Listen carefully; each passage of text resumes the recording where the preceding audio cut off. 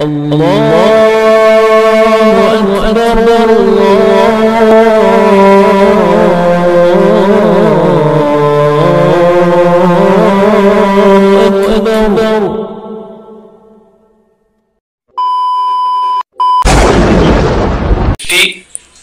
आरंभ होती है तो उस समय ब्रह्मा विष्णु महेश एक बार फिर से प्रकट होते हैं, या उन्हें आप उनको कॉस्मिक मैनेजर कह सकते हैं अगर सिंपल भाषा में, अंग्रेजी भाषा में कहना है तो। और फिर आगे उनके जो काम है वो डिस्ट्रीब्यूट हो जाते हैं आपस में। हिंदू धर्म ग्रंथ पढ़िएगा, ये मेरे हाथ में भगवत गीता है। ये भगवत गीता है, सबसे ज्यादा पढ़े जाने वाली हिंदू धर्म की किताब है। इसमें लिखा हुआ अध्याय नंबर 7 श्लोक नंबर 20 में कि जिन लोगों की बुद्धि, those whose minds have been stolen by this materialistic world, they worship demigods, कि जो लोग इस दुनिया के भौतिकता के पीछे दौड़ते हैं वो लोग अर्ध देवताओं की पूजा करते हैं। लिखा है ऋग्वेद में book number 8 hymn number 1 verse number 1। Hindi में लिखते हैं मंडल नंबर 8 सूक्त नंबर 1 श्लोक नंबर 1। उसमें लिखा हुआ है माँ चिदन्यादि शांसता, कि किसी की भी पूजा मत करो लेकिन उस एक ईश्वर की। लिखा है यजुर्वेद में, जो कि स्वामी जी ने भी पढ़ा, 32वां अध्याय का 3रा श्लोक में नातस्य प्रतिमा अस्ति, उस ईश्वर की कोई भी प्रतिमा नहीं, कोई भी पिक्चर नहीं, कोई भी मूर्ति नहीं। लिखा है यजुर्वेद में चैप्टर नंबर 40 वर्स नंबर 9 में अंधात्म प्रविशन्ति या असंभूति मुपास्ते, वो लोग अंधेरे में जा रहे हैं जो असंभूति यानी प्राकृतिक चीजें को पूजा करते हैं। तो मैं रेखा व्यास का तर्जुमा पढ़ रहा था, रेखा व्यास का ट्रांसलेशन पढ़ रहा था वेद का। उसमें लिखा उससे ज्यादा अंधेरे में वो जा रहे हैं जो सृजन की, मतलब बना के चीजों को। सनातन धर्म में कोई एक पद्धति नहीं है जिसे फॉलो करके आप ये बोल दें कि आप सनातन धर्म को 100% फॉलो कर रहे हैं।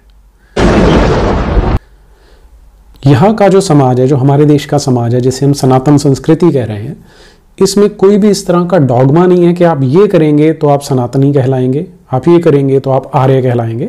ऐसी कोई यहाँ पर कोई परंपरा नहीं है, कोई इस तरह का एक फिक्स एक पैटर्न नहीं है। यहाँ पर कोई पैटर्न नहीं है, कोई एक किताब नहीं है, पूरा फ्रीडम है। अब किसी ने क्वेश्चन पूछा था कि आपके वेदों में और उपनिषदों में एक वाक्य आता है न तस्य प्रतिमा अस्ति। अगर आप श्वेताश्वतर उपनिषद खोलेंगे तो उसके 4थे अध्याय में 19वां श्लोक है ये, और उस श्लोक की भी जो दूसरी लाइन है उसका पहला हाफ है न तस्य प्रतिमा अस्ति।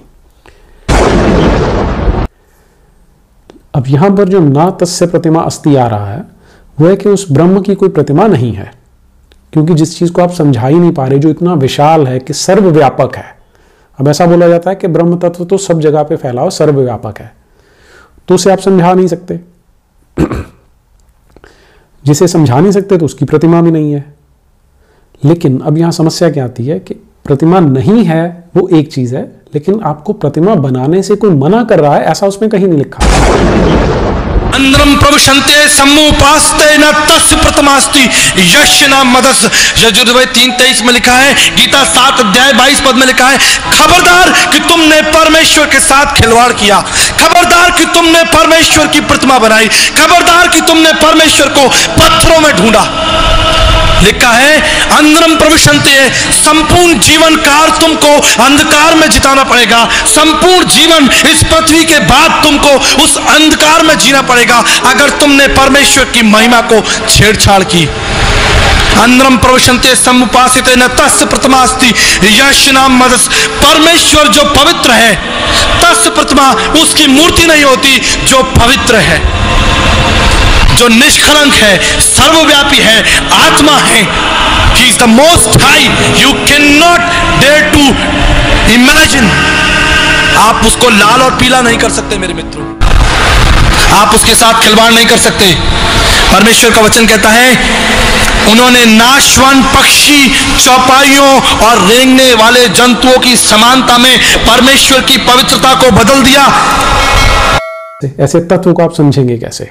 आपने एक बच्चे को बताना है तो कैसे बताएंगे? तो उसके लिए एक हल ढूंढा गया कि हम प्रतिमा बना लेते हैं कि बच्चे को बताना है कि भगवान सब ओर है, सब ओर देखते हैं, या ब्रह्म जो है वो सर्वव्यापक है। तो अगर सर्वव्यापक है तो सब जगह उपस्थित है और सब जगह पे वो अनुभव भी कर सकता है, वो सर्वज्ञानी भी है। तो उसकी हमने एक ब्रह्मा जी की मूर्ति बना दी कि जिसके चारों ओर मुख बना हुआ है। तो उसका एक तात्पर्य यह है, एक अर्थ उसका यह भी है कि जो ब्रह्मा जी हैं वो चारों ओर देख रहे हैं, सभी ओर देख रहे हैं, इसलिए हमने प्रतिमा बना ली।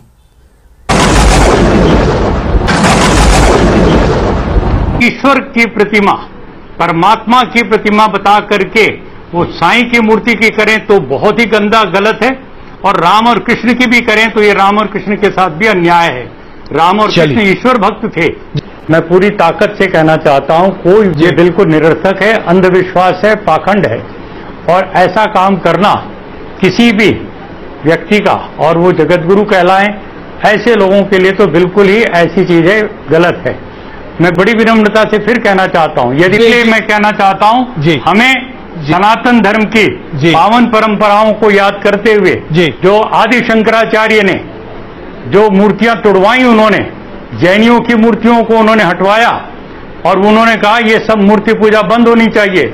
मैं आदि शंकराचार्य का, मैं नहीं, महर्षि दयानंद ने जो बयान किया, जो उनका बखान किया है, मैं नतमस्तक होता हूं आदि शंकराचार्य के बारे में। मैं कहना चाहता हूं, स्वामी जी, हमारे देश में मूर्ति पूजा नहीं थी। बिल्कुल स्वामी जी, मैं क्षमा चाहूंगा, बीच में आपको रोक रहा हूं। पूजा को ला करके परमात्मा के स्वरूप को जो बिगाड़ा गया है, स्वामी जी, इसने हमारे बहुत आदर से मैं आपसे क्षमा चाहूंगा, वैदिक धर्म के ऊपर एक बहुत बड़ा कुठार। स्वामी जी बहुत आदर से आप बिल्कुल, एक ईश्वर को मानते, बिल्कुल, एक खुदा को मानते, बिल्कुल, एक अल्लाह को मानते, बिल्कुल। आप मानते हैं कि बुत परस्ती, मूर्ति पूजा गलत है? गलत तो है, लेकिन मैं करता हूं। हाँ, यही तो बात है। तो हम जिस ब्रह्म की बात कर रहे हैं उस तक पहुंचने के लिए हमने, मान लीजिए, मूर्ति को एक टूल के भांति यूज किया कि, लेकिन आप बोल रहे हैं कि वही ब्रह्म हमने अल्लाह के रूप में जान लिया, तो दोनों चीजें आपस में मिलती ही नहीं है।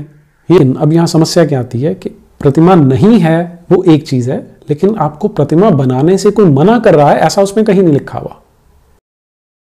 इंटरनलाइज कर लिया है कि हम खुद उनसे अनजान होते हैं, क्योंकि वन गॉड से, पहले तो गॉड से क्या मतलब है वो आपको क्लियर होना चाहिए कि आप गॉड की बात, जैसे अभी जो मैं आपसे बात कर रहा हूं, बहुत सारे लोग तो ये सोचते थे कि जो ब्रह्मा है वो गॉड है।